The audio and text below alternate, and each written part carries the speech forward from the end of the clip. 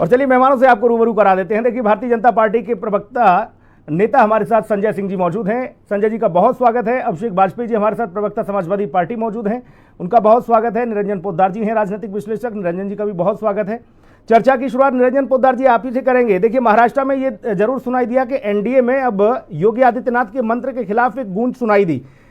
और इस पर चर्चा भी हमने की और ये साफ तौर पर समझने की कोशिश की क्या उत्तर प्रदेश में भी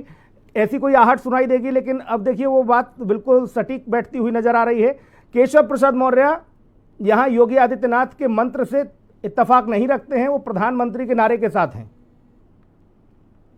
देखिए सुनील जी, निश्चित रूप से अगर मैं मेरा अगर विचार पूछेंगे तो मेरा ये मानना है कि जिस तरीके से योगी आदित्यनाथ जी ने हरियाणा के अंदर एक नारा दिया था, बटेंगे तो कटेंगे, और उसके बाद में वो नारा जिस तरीके से प्रभावकारी हुआ यानी कि प्रचलित हुआ, उसकी हरियाणा का चुनाव इस नारे से जीता गया नहीं जीता गया, जनता ने इसको कितना स्वीकार किया नहीं किया, लेकिन एक चीज तो सर्वसत्य है ना कि आज राजनीति की पूरी धुरी इस नारे के ऊपर आकर के और केंद्रित हो गई है। यानी कि ये नारा आज की तारीख में राजनीति का केंद्र बिंदु बन चुका है, चाहे वो आप इसके पक्ष में हैं चाहे आप इसके विपक्ष में। बल्कि मैं तो ये कहूं कि राष्ट्रीय स्तर पे ही नहीं, ये एक प्रदेश के अंदर दिया हुआ नारा, एक प्रदेश के मुख्यमंत्री के द्वारा दिया हुआ नारा आज कनाडा और अमेरिका तक अगर इसकी गूंज सुनाई दे रही है तो निश्चित रूप से आप समझ लीजिए नारा बहुत प्रभावकारी रहा है। अब इसके अंदर एक ये बात अलग है कि राजनीति के में जिस तरीके से खींचतान होती है, इस चीज से कोई इनकार नहीं कर सकता। केशव प्रसाद मौर्य जी को बीच बीच में रह करके ऐसा लगता है कि जो उत्तर प्रदेश का जो नेतृत्व है वो मेरे पास होना चाहिए, या वो नेतृत्व के अंदर वहां कुछ ना कुछ अपनी धमक चाहते हैं, या जो भी उनकी राजनीतिक महत्वाकांक्षा, ये अलग विषय है। लेकिन वास्तविकता ये है कि आज की तारीख में कोई इस चीज से इनकार करेंगे कि बटेंगे तो कटेंगे वाला नारा कितना असरकारक रहा नहीं रहा, नारा काम कर गया नहीं कर गया, मैं इस चीज से बिल्कुल,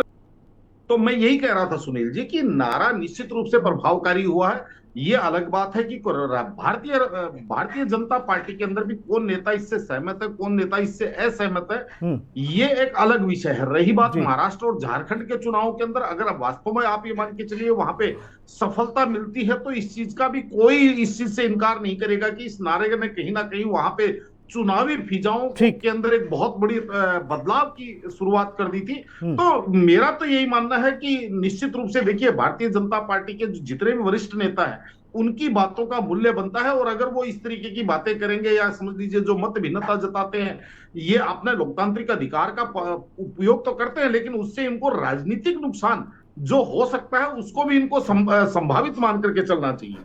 प्रदेश के निरंजन पोद्दार जी, बटेंगे तो कटेंगे का नारा देते हैं। कांग्रेस बता रही है प्रदेश में जो है आज ये तो बटी गए हैं, जल्दी छट भी जाएंगे, हट भी जाएंगे, लेकिन मल्लिकार्जुन खड़गे जी राष्ट्रीय अध्यक्ष कांग्रेस, अरे भाई साहब रुक जाओ, मल्लिकार्जुन खड़गे जी राष्ट्रीय अध्यक्ष कांग्रेस, अब बताइए, वो खुद योगी आदित्यनाथ को कपड़ों को लेकर और न जाने क्या क्या उन्होंने कह डाला, तो कुछ तो उनको भी महसूस हुआ होगा। अब ऐसा तो नहीं है अकेले वो योगी जी को ही टारगेट करते, कुछ तो उन्हें ग्रेविटी समझ में आई होगी ना।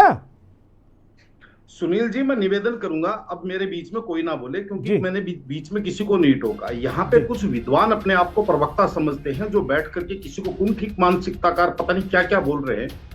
मैं विशुद्ध रूप से राजनीतिक बात कर रहा हूं सुनील जी। जिस तरीके से हरियाणा के अंदर भारतीय जनता पार्टी की राजनीतिक स्थिति पतली थी, जिस तरीके से महाराष्ट्र और झारखंड के अंदर भारतीय जनता पार्टी कहीं ना कहीं पिछड़ती हुई दिख रही थी, लेकिन ये जो विद्वान जो लोग बैठे हुए हैं, ये जो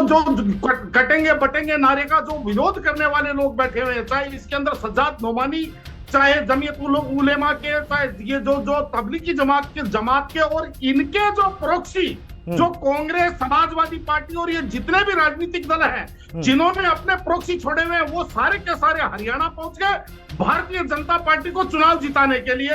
आज वो सारे के सारे महाराष्ट्र में पहुंच गए। अब महाराष्ट्र में कहीं कोई काम की चर्चा नहीं हो रही है, महाराष्ट्र में कहीं किसी प्रकार की कोई अब क्रिया की प्रतिक्रिया हो रही है, और ये देखना होगा कि